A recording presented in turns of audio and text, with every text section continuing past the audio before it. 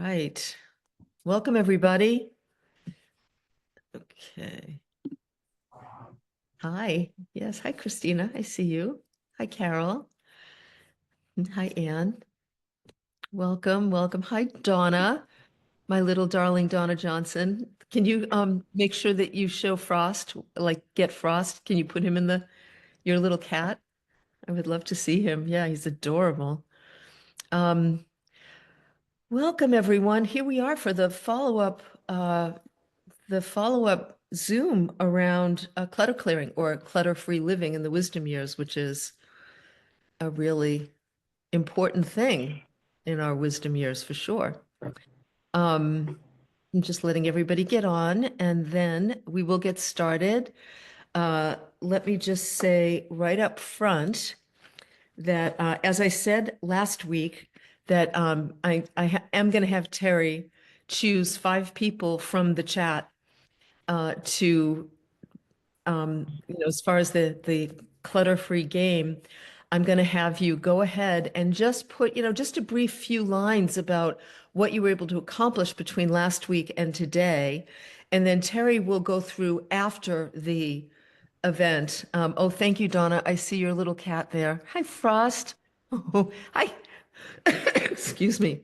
Hi, Frost. He looked up at me for a minute. I thought he could hear me. Anyway, thanks, Donna.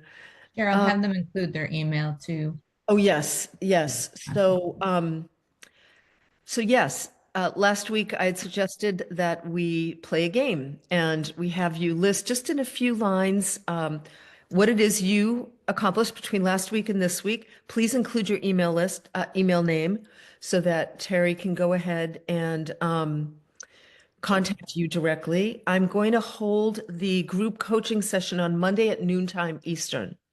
So hopefully those of you that get chosen can make it that day. I just figured it's much easier um, than trying to coordinate with a bunch of people. Those are the kinds of things I don't do in my wisdom years anymore. Like I'm all about ease, and I invite all of you to be about ease too. So I thought Monday at noontime would kind of cover the East and the West Coast.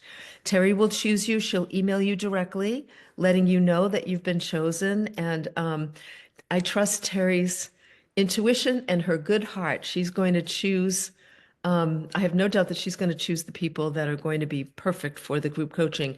And for that group coaching, we can continue to talk about clutter and, or wanting to just remove stuff from your life. Because last week, I want to just review a few things. And again, feel free to put your email address and whatever you have accomplished since last week in the chat while I start out here. And then I'm going to open it up to hear some of your successes, how it felt to succeed.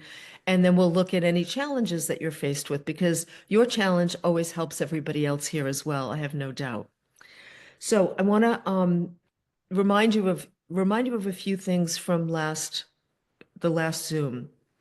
Your environment plays a key role in improving and extending your health and your longevity. Remember, we talked about epigenetics last week, the fact that your environment, both the environment of your body and the environment in which you operate in the world, your physical environment, your relationships, the thoughts you think, the beliefs that you hold, all of those things are part of your environment, and your genes turn on and off in response to what's happening in your environment globally. So this is really important. This isn't just a nice thing to do to get rid of clutter. It's actually vital for your emotional, physical, and spiritual health. Some of you probably already have experienced that just in the last week.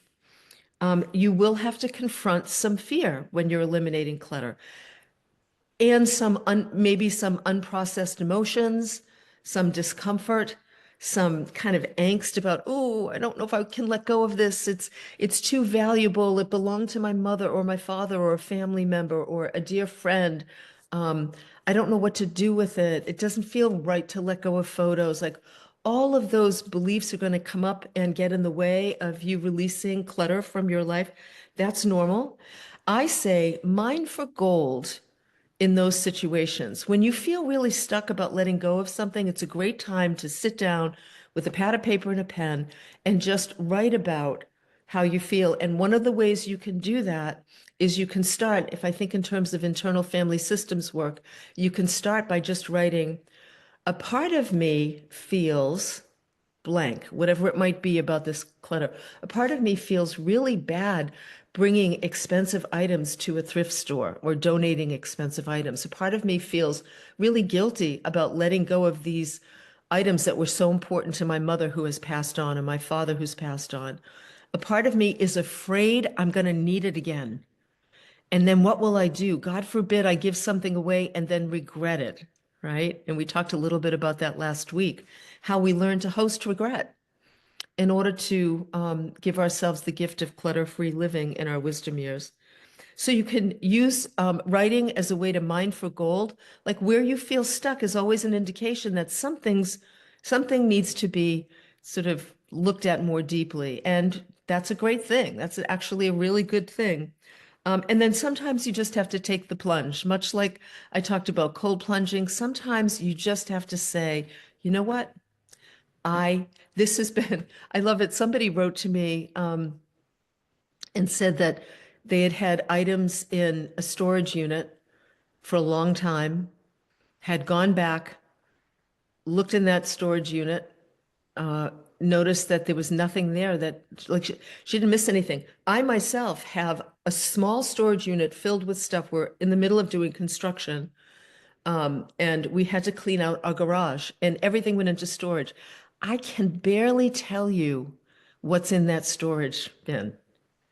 Like, I know there's a big table that I liked and I might be able to use it. I know there's a grandmother's clock that I don't want anymore, but it's big and I have to figure out how to let it go.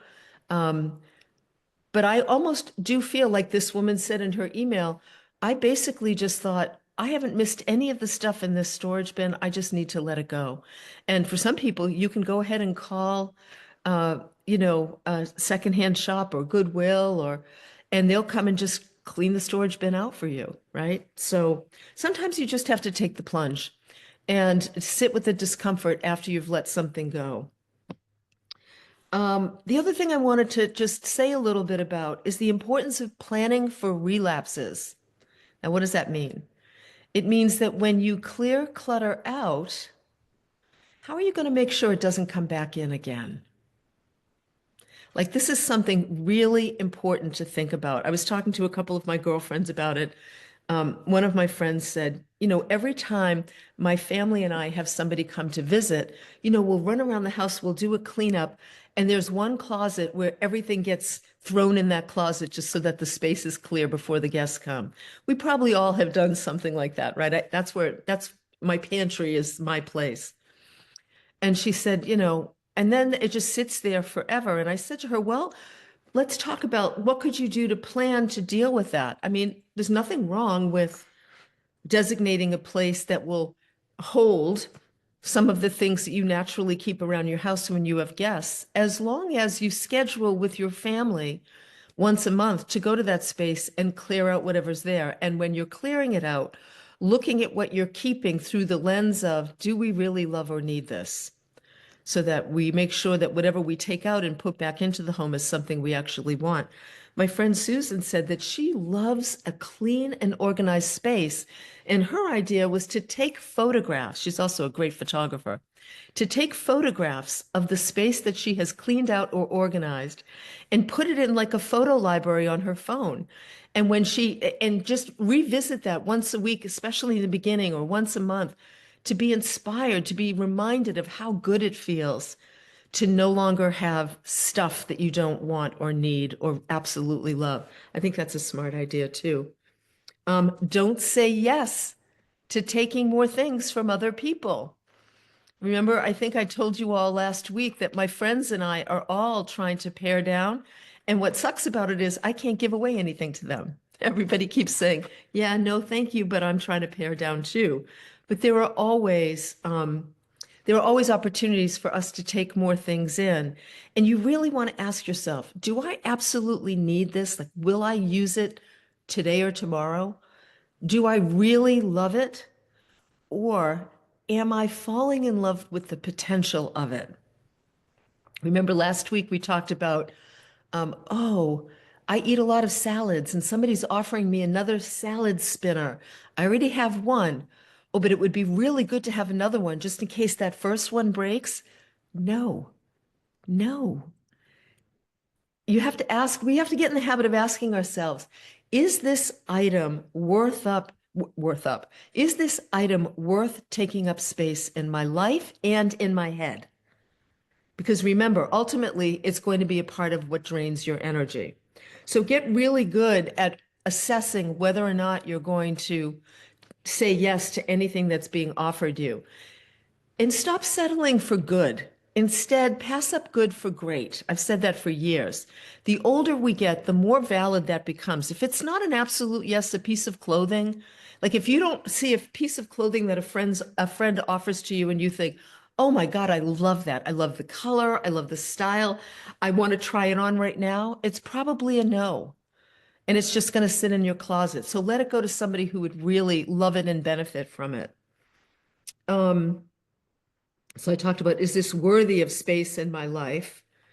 And one of the things I get in the habit of doing is anytime I get mail, I go right to the recycling bin and I go through the mail immediately. I recycle everything I don't need, including all the envelopes. Well, not that there's a lot anymore, but the envelopes around bills or whatever. I put everything into recycling. And the only thing that goes into my office are pieces of paper that I actually have to do something with. Um, excuse me. I also keep I keep a box in our front hall closet. I mentioned that as well. And anytime I see something around the house or I'm in a closet and I see something that I haven't used in a long time or I don't love, I take it out, I put it in that box. I can't see the box. I can't see what's in the box because it's in a closet.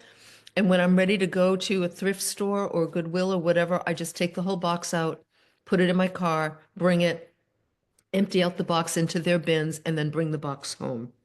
Someday there will be, already, there are very few things in that box because I've really been kind of religiously getting rid of things. And I did want to just tell you one little story before we open it up. It's a story I've told for years, but it's always stayed with me. Many, many years ago, I was coaching a woman who had come to me because she felt the energy drain of the clutter in her house. She talked about how she had boxes of unopened stuff in one of the guest rooms of her home, and it had been there for a long time. And so she wanted to work with me on going through those boxes. So we talked about it. We talked about, the old start with something small, start with a small amount of time.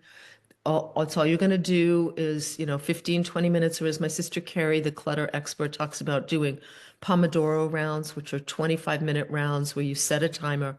You only work for 25 minutes and you stop at the end of 25 minutes and give yourself a reward or do something like you don't continue, give yourself a break.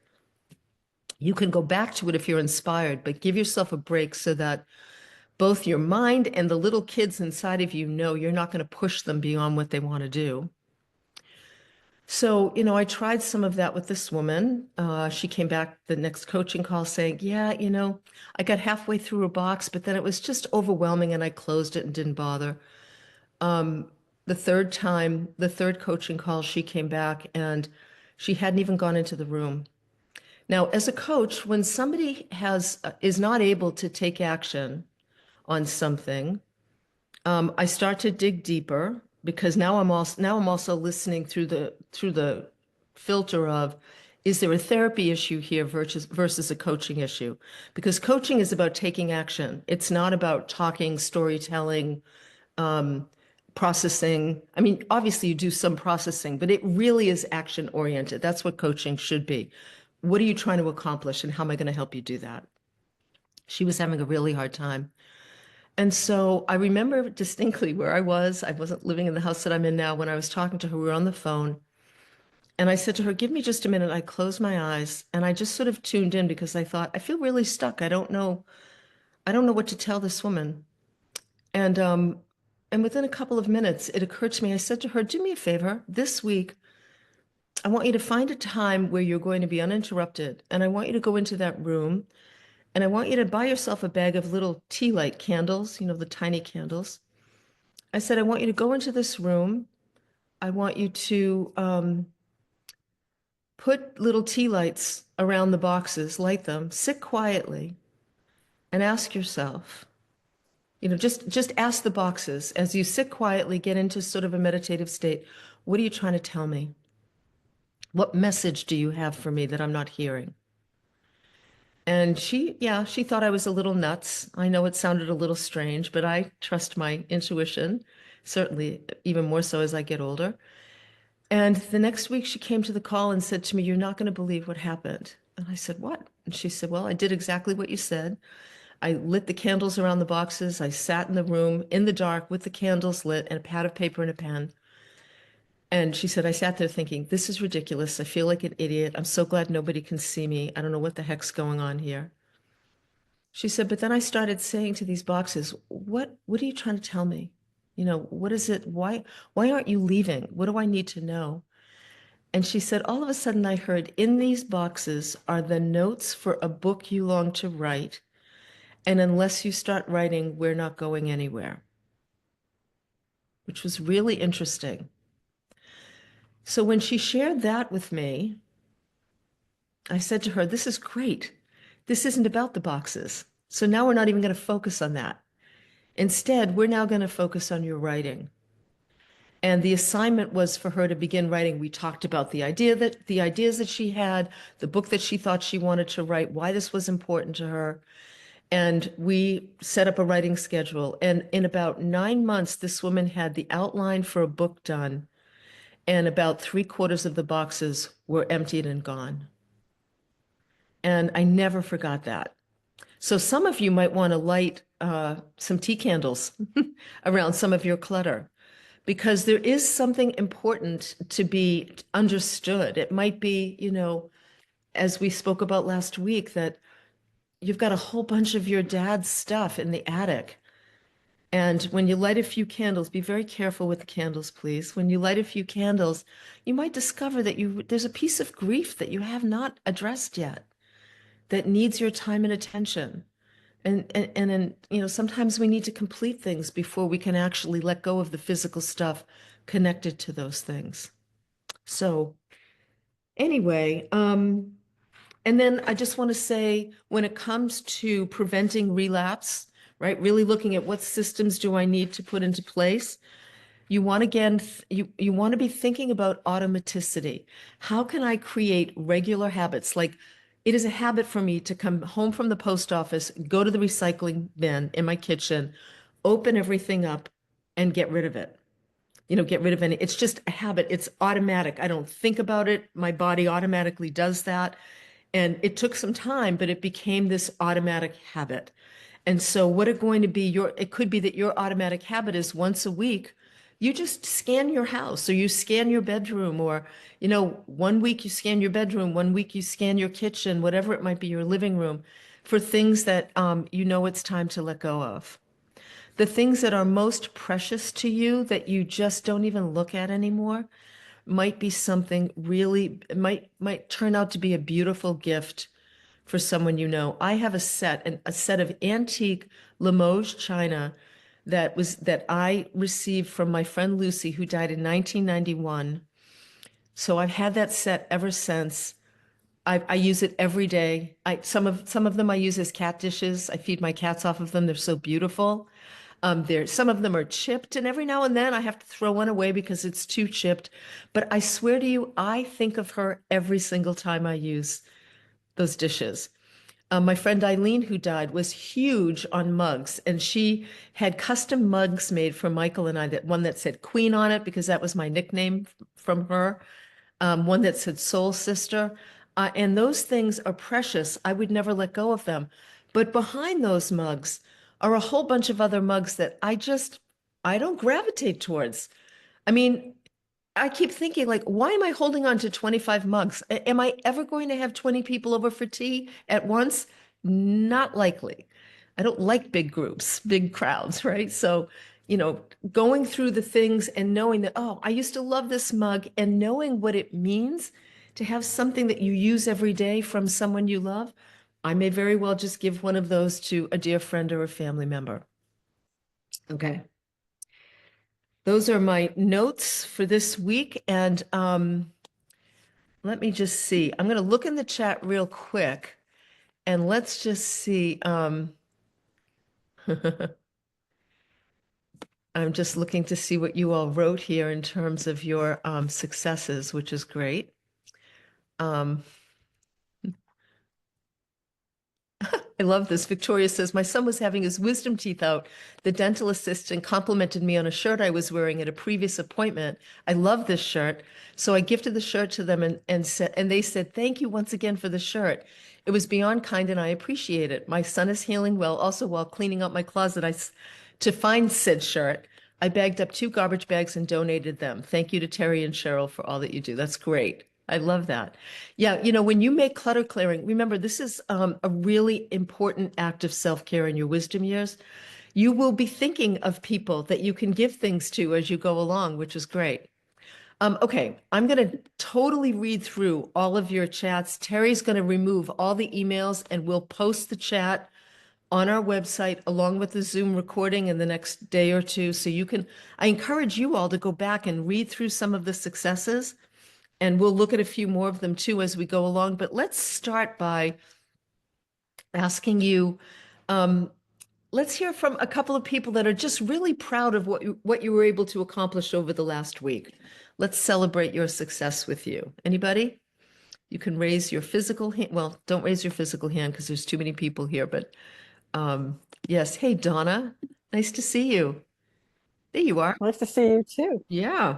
So I decided to tackle my bedroom. I was in the middle of decluttering things and I got stuck and I looked around after last week and I had a bag full of stuff that was going to the thrift store. I had a bag full of trash, or actually a big wicker thing full of trash.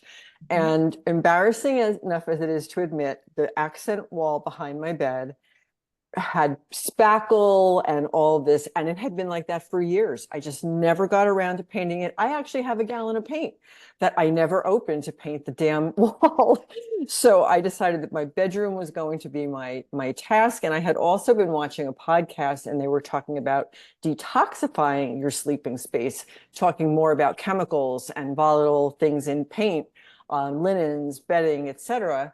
And then I looked at this as expanding on the detoxification Yeah. with all of this stuff. So I actually took a video before I started, and I just looked at it before, and I'm like, oh my God, this was awful. And I just half an hour ago finished painting the accent wall. I was determined to be done before this call. And oh my God, I just snapped a few photos too, and I looked at them down here, and oh my God, it's peaceful. I didn't get the artwork on the walls yet. That's next. But I'm just I'm tickled to death, and I can't wait to go to bed tonight because I just really think it's going to make such a difference. I love it. I love it. And so have you gotten rid of the bags of stuff that were in the room too? Oh yes. Oh, great. Oh yeah, that's all gone. Out. Yeah. So Yeah. you know this, Donna, because you've been with me a long time. In coaching, we call that's unspackled wall or that unpainted wall a toleration. And one of the things that happens that Donna's speaking to is as we start to improve our environment by letting go of clutter, we naturally want to go to the next step and enhance the beauty of that environment. Sometimes the beauty is just the space that we create, without a doubt. But little things like that will happen, like, oh, wow. And honestly, Donna, I have one spot next to a new thermostat that was put in our bedroom that has needed to be painted for probably 3 years. And now you've just inspired me to go and do that this week. But that's a great example of continuing on. And the fact that you look forward to going to bed, I promise you're going to sleep better without a doubt. Can't wait. Thanks so much. Good to see you, Donna. Hi, Renee. Welcome. Hello. Oh, hi. It's so good to be with you again. Thank you. Thank you. So tell us about your success. So mine was also in my main bedroom. And I have way too many clothes from way too many years. I'm in my wisdom years moving into retirement, so it's a big life change, and we need to downsize our house.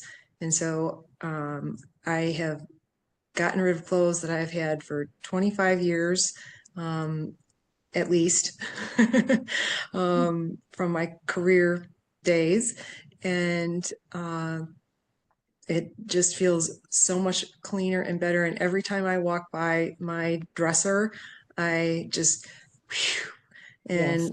did some Yeah. work in my husband's closet and as well as my own. And it's been just tremendous. And then I got going and got my dining room done too. So it's just, the success kind of builds on itself, right? Yes. Yes. I mean, that's the other thing that's, I want to just say that's really important. And some of you probably have already experienced this, the momentum that comes from taking action, right? All of a sudden you realize how good you feel. And the next thing you know, you want to keep that good feeling going. And so you continue, you just feel motivated to keep going, which is great. So I love that. And also, Renee, you bring up an important point, which is, some of us will notice, particularly as we enter our wisdom years, that the things that we tackle, like old clothes, are going to also cause us to revisit old identities. Who was I 25 years ago? You're not the same person you were 25 years ago. Um, what were the styles back then? What was important to you? What are the pieces of clothing that you have a hard time letting go of? And what do they represent? Is there something about the time where those pieces of clothing came from that is still calling at you? Or are there elements of that time that you want to incorporate more into your present day? I mean, that's actually very possible. So thank you very much, Renee. That's great. And congratulations on your success. I think that's awesome. All right, let's see. Rhonda. Hey, Rhonda, welcome. Hi. Well, I listened to everything you said, and I actually believe I read in one of your books about the tea lights and sitting with the stuff. Yes. So I spent several hours walking around and looking at all this stuff and reorganizing it so I could just see, like, with crafts, I have 10 books on how to draw and 4 books on how to use acrylics, and I have all the acrylics, and then the same with the kitchen and everything. And I just started to realize how much, it's like really, even though my house is pretty well organized, really like layers and layers and layers of really basically the same type of stuff. And I think, some of it is being a lawyer, I'm just approach everything the same way as a legal project. You research it, you buy all the equipment, you jump into it. But I think what this stuff was really saying, now that I listen to everybody, is that I want to be more spontaneous. I really don't want to be prepared anymore. And I want to get rid of like the scarcity thinking of like, if I don't have everything assembled beforehand, I might not be able to find it. And really that I don't need to be an expert. And so I did get rid of a bunch of things, and that allowed me to see that I already had, even with getting rid of them, I still had plenty to do Yes. the same things that maybe I really would like to do. Yeah, yeah. So thank you, Rhonda. So again, what I would say about that too is a couple of things, and I think we talked about this last week. Pay attention to how we live in the future, right? What I might do. Um, I think what you said about being a lawyer, I mean, of course, in law, you're supposed to hang on to everything, right? You don't get rid of anything.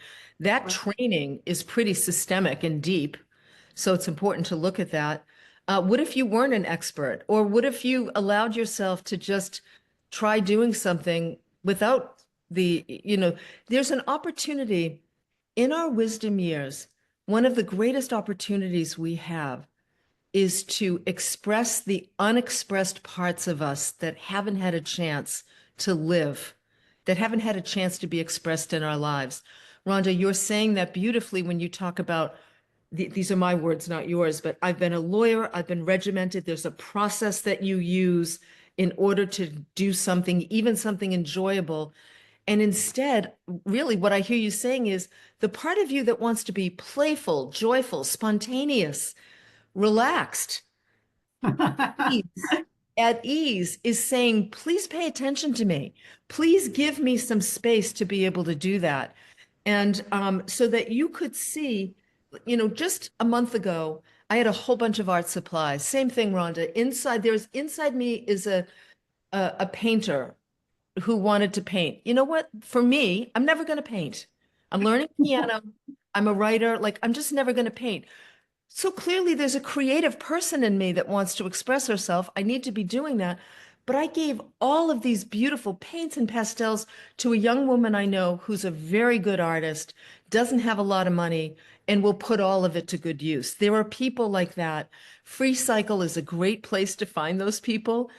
All of my paint, like all of the paint samples that we used for our garage, I gave to an artist neighbor because and she was thrilled. So like you can give away some of these things and instead begin to look at um how am I going to express my spontaneity and my ease and my relaxation and my playfulness in life without having to have all the accoutrements, right? I can just actually be more spontaneous, and that will continue to happen.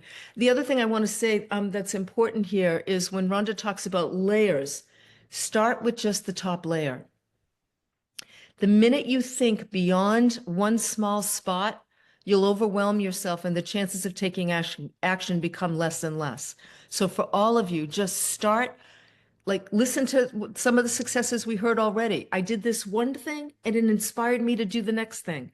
Then I was inspired to do the next thing. So just, Rhonda, one small spot is where you want to begin. And it might even be that the place you begin is finding some really grateful human being who would love your art supplies, because that could be very inspiring for sure. All right, thank you. One more, Susie, welcome.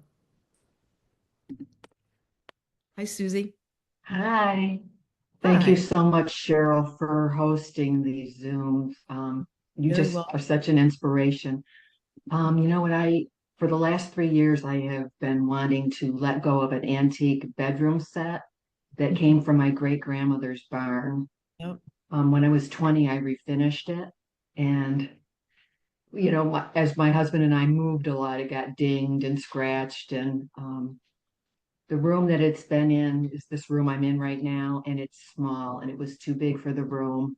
Yeah. And I would decide to let it go, and then I wouldn't do it. I didn't have the courage until you last week said, just do it. Mm-hmm. And the best way for me to let go of things is we live rurally on a country road, just put it out by the side of the road with a free sign. Yes. And usually that day somebody will take it. And this morning I woke up and my husband and I took it to the road. And I went to a noon meeting, and when I came back, it was gone. Oh, that's great. Wow. So this just happened about 2 o'clock today. Wow. It's been Wow. raining here, so I hadn't been able to do it until today. Yep. And the couple that got it refinished furniture. Oh, wow. They live locally in the little village where I'm at, and they resell these things. So, it was just the timing was perfect. Yeah. I have a lot of grief about it. Yeah. The bed made me feel safe. It was big and bulky, and I felt small and cozy in it. But Yes. my husband and I are getting too old to do that. It's heavy, Yeah. I've known. I just didn't have the courage to do it until this Zoom meeting and your prompts, and I knew it was the right thing to do. So the timing just amazes me of this Yeah. beautiful couple that got it. Yes. That's what the miracle is. Somebody's I'm gonna. also downsizing my gardens.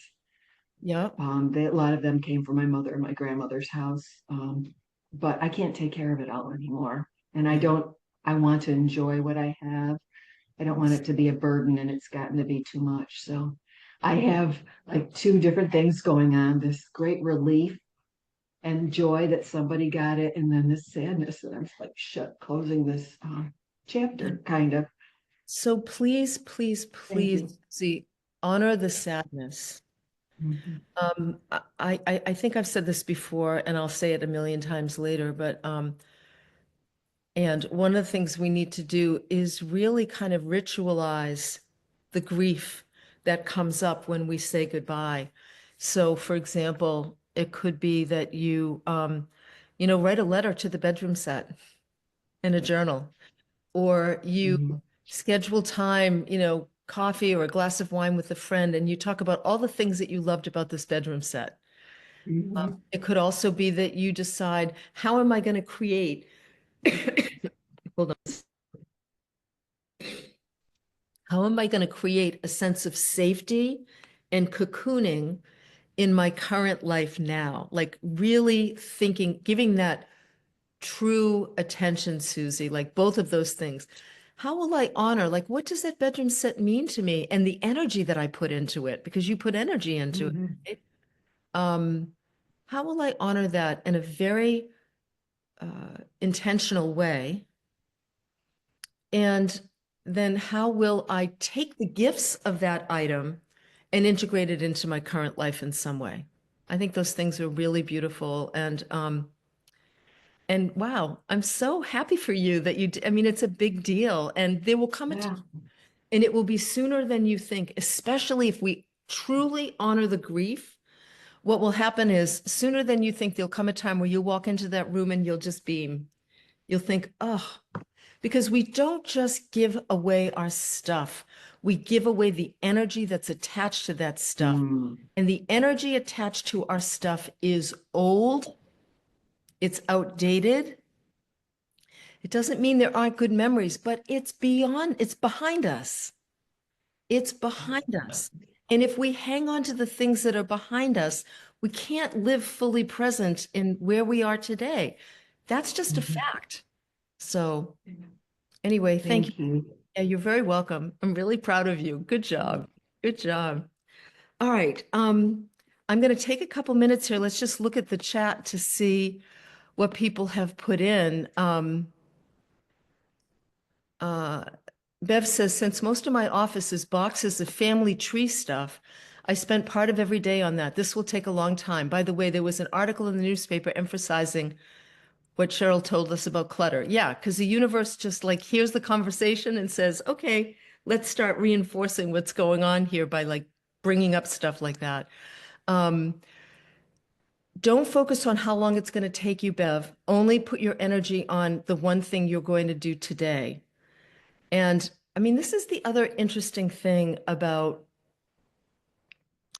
stuff that I think has a kind of, it needs to be talked about when we think of it through the lens of wisdom years, right?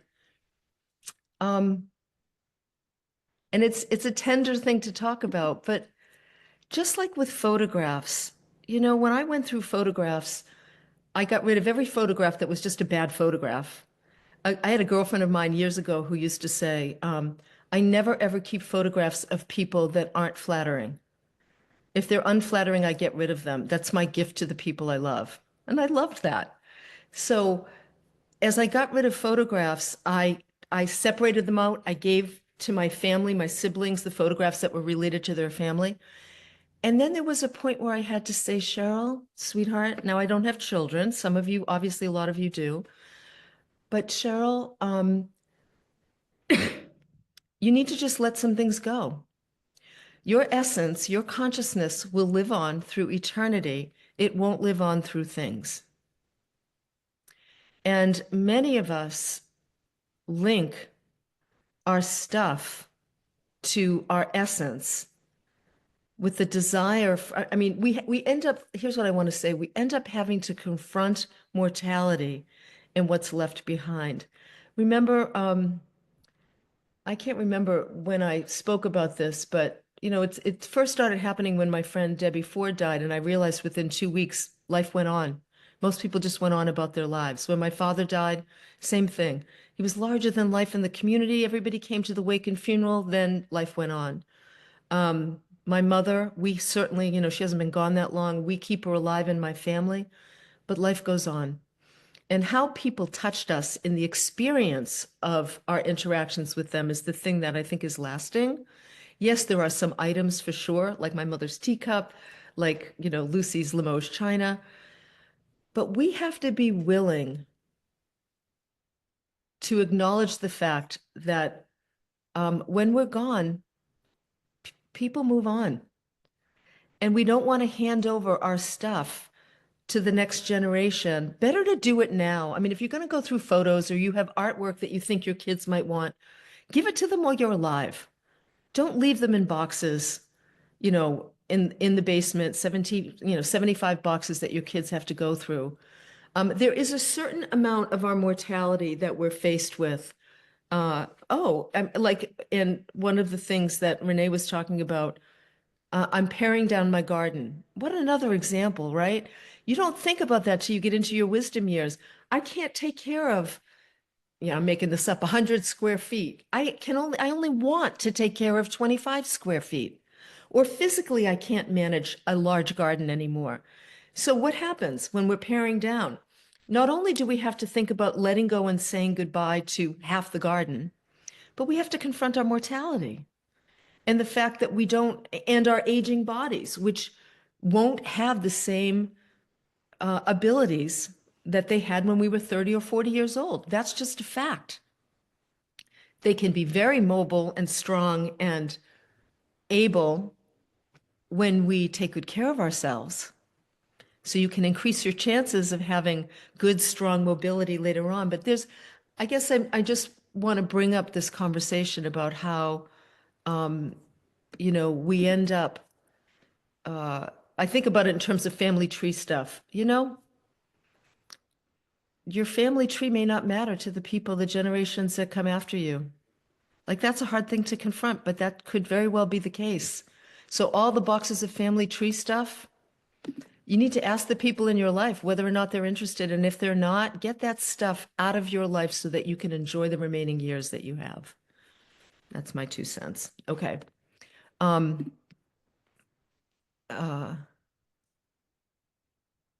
Yeah, see, this is another good example. Melissa says, cleared out clutter and focused on beauty and making a sanctuary in my home. Our peonies are blooming. I love peonies. And I created a beautiful arrangement using a special vase instead of grabbing one from the florist.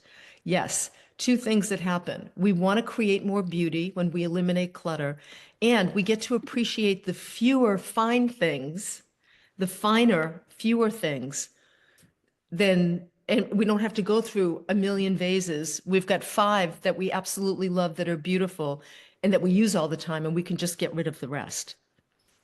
I think that's important. Okay. Let's hear from some people who might be struggling with letting go of clutter, or maybe got stuck at some point and needed some help.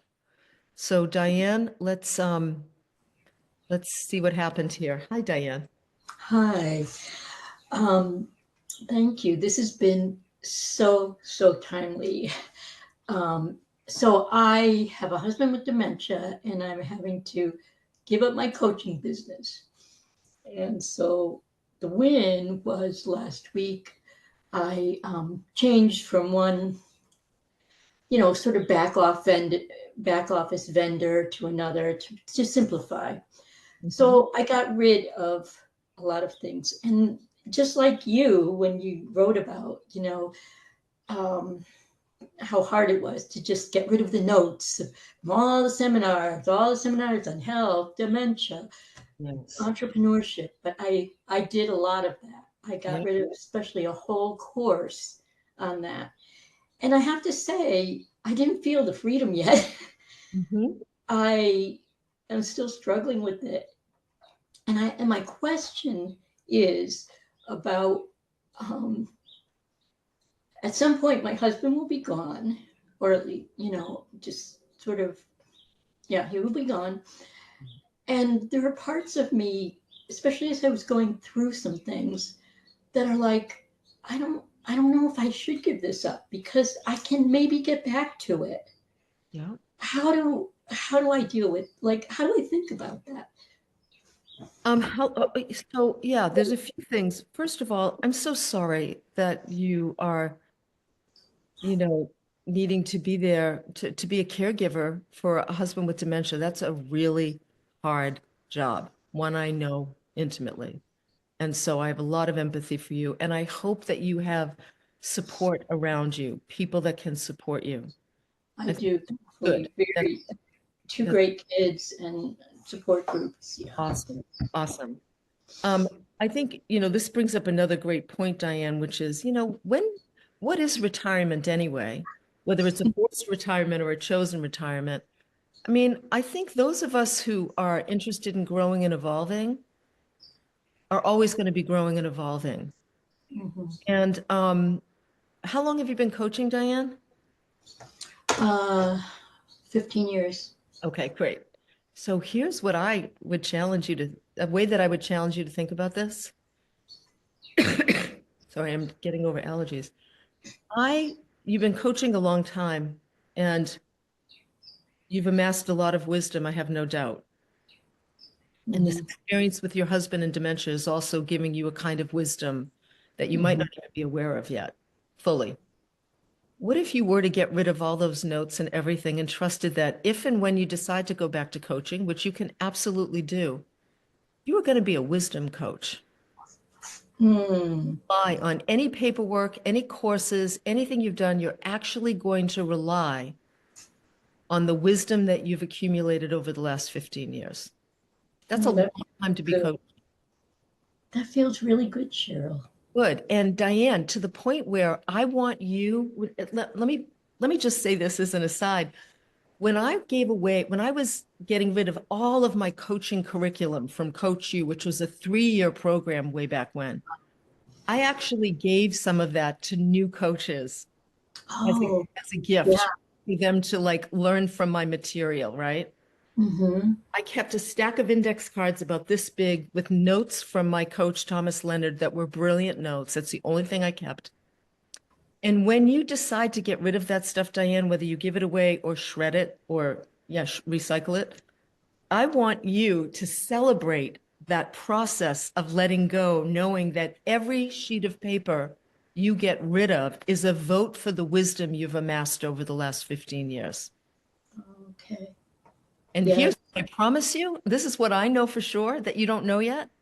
Getting rid of all of that paperwork is going to unlock wisdom in you that cannot be realized because of all the paperwork you're holding on to. Oh, yeah. Well, interestingly enough, before I was a coach, I was an author and publishing coach. And so I have traditionally published 11 books. And so in going through this, it's like I already knew I had a book in me, that I needed to start writing a book about my current experience. Yeah.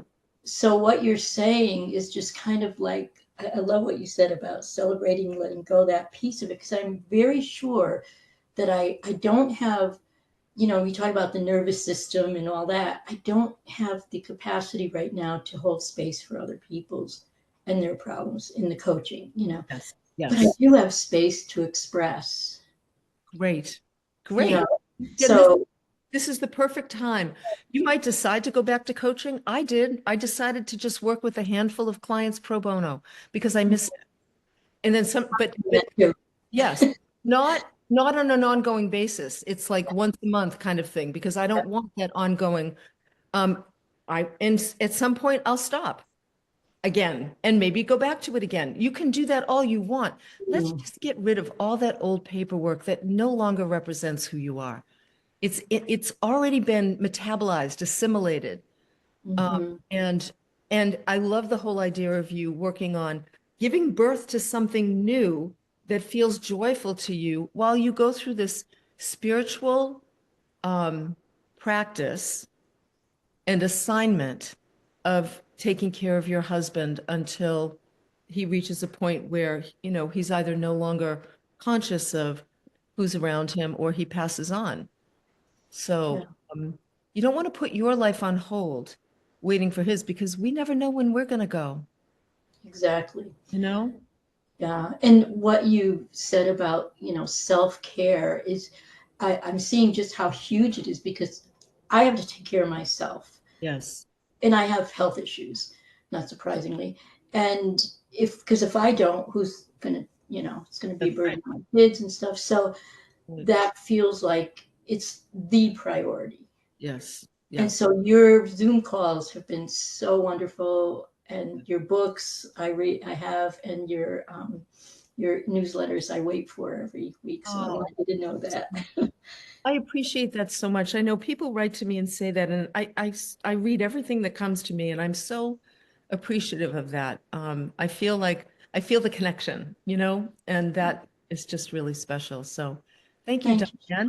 Yeah, I'll be curious to see. And by the way, she's like, oh, I used to be an author. No, you are an author. You've published 11 books. That's more books than I've written. Like, are you kidding me? My goodness. You know what you're doing. All right. Thank you very much. All right. Arlene? Are you still there? I'm asking you to unmute, maybe not. Let's go to Kathy.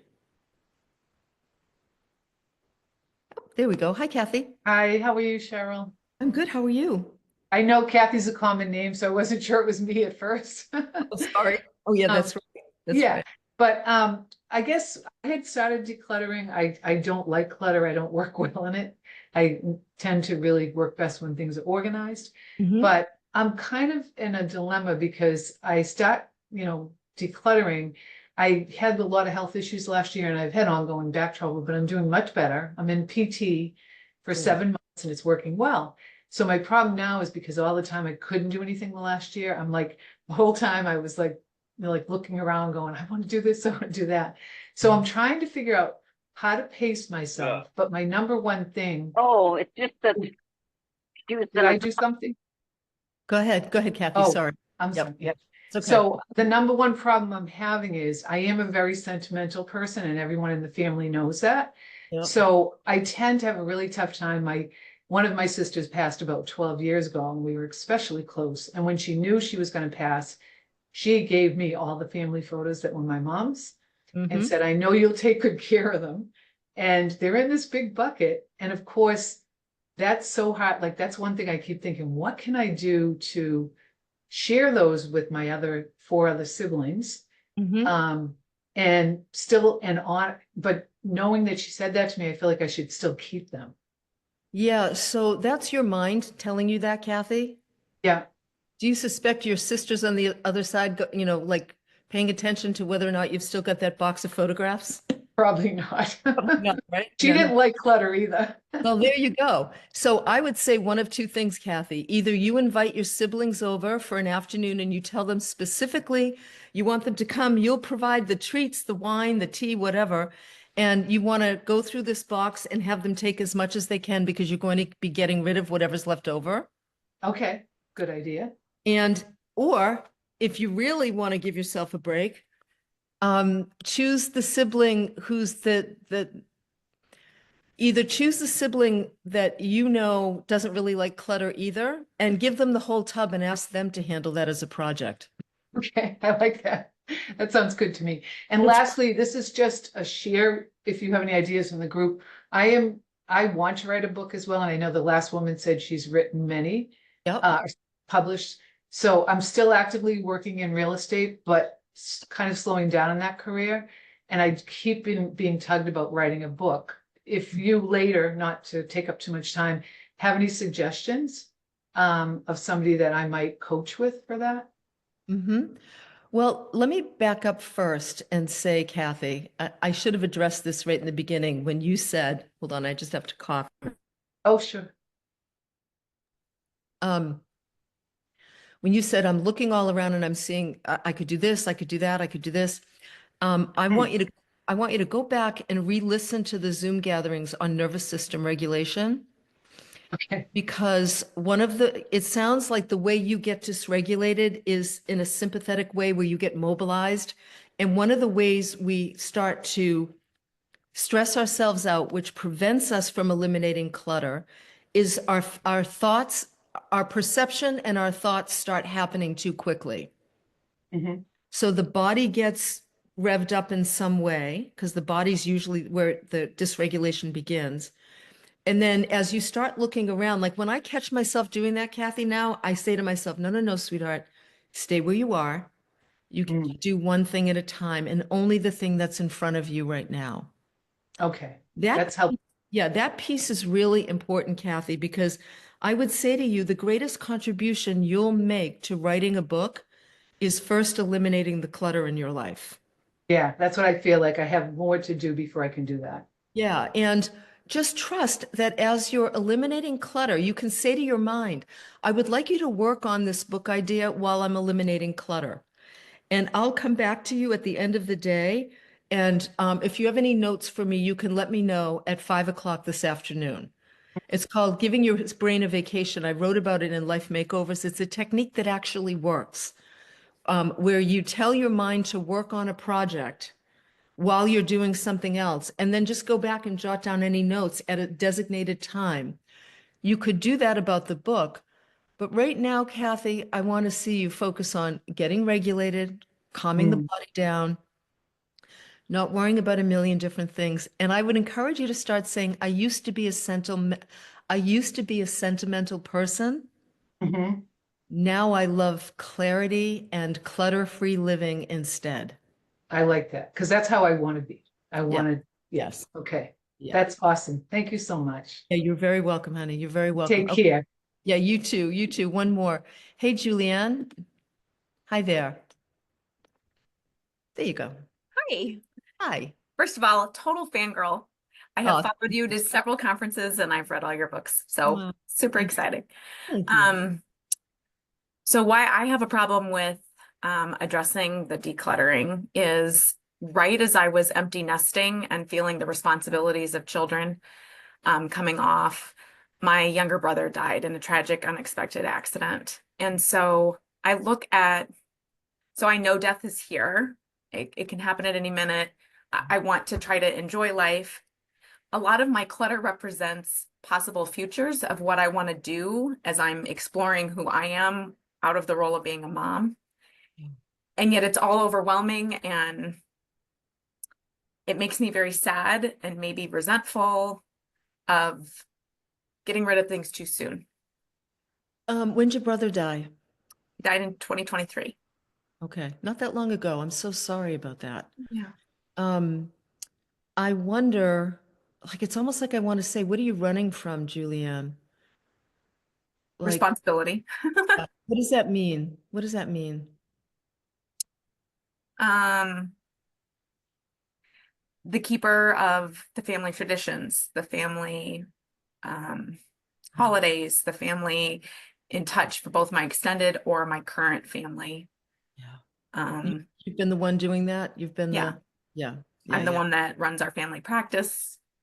So a lot of what I want to do just sits there calling to me. Yes. Okay. Yeah, so you can get a hit every now and then when you think about doing something in the future, but Yes. that prevents you from actually doing something right now. Do you have children? Oh yeah, how many children do you have? 3 girls. 3 girls. And do you have any remaining siblings? Yep. I have 2 additional siblings. Okay. And how old are your girls? 26, 25, and 21. And are they out of the house? One is currently before she heads to med school, but yes. Okay. All right, great. I wonder what it would be like for you to get together with your daughters and tell them that you would like to resign as the keeper of the family traditions for the next year. And what would happen if and how could they help you do that? How do you imagine that would land? I would feel like a failure as a mom. Okay. That's about you. How do you think it would land with the girls? No, I think they would rise to the occasion. So, this is an opportunity we have, Julianne, to educate the next generation about what it means to live consciously, intentionally. What a gift to your daughters to be able to say to them, I love all of you, and I'm entering this new phase of my life. And this new phase is now a time for me. And what I'd like to do is I'd like to relieve myself of as much responsibility as I can over the next year while I explore what's next for me. But I feel like I'd be a failure as a mom, which is just your mind playing tricks on you, by the way. I feel like I'd be a failure as a mom and that I'd really let all of you down. So I thought I would come to you to have this conversation because I'd love for you to help me figure out a way to let go of this responsibility because I need to really honor. I mean, that's the gift your brother gave you in his passing was the recognition that we're not here forever. You're not meant to be putting your life on hold constantly. And I do have a friend of mine. I remember when she was always the keeper of the family traditions. Everybody came to her house for the holidays, and I remember when she got to the point where it was like, enough already. First of all, my family's dysfunctional. So I've got to host these crazy people. I do all the cooking. I do all you know, it's like, no, no, no, no, no. So I would tell your daughters that I would love to pass on this tradition of being the keepers of the family to you. And I'm wondering, can we figure that out together? Because I want this time for me now. I think that's a good place to start, Julianne. Thank you so much. Yeah, you're welcome. So much of the wisdom years. I mean, we should probably do a Zoom gathering just on letting go of responsibility. Mhm. So much, I'm writing that down. Letting go of responsibility because, and I know I've written about this before because I'm the oldest and I grew up with this sense of being responsible for everything. Not that I am. I mean, I have sisters who are much more responsible when it came to the family stuff, but we take on responsibility in ways that we need to relinquish as we get older if we want to have our lives back.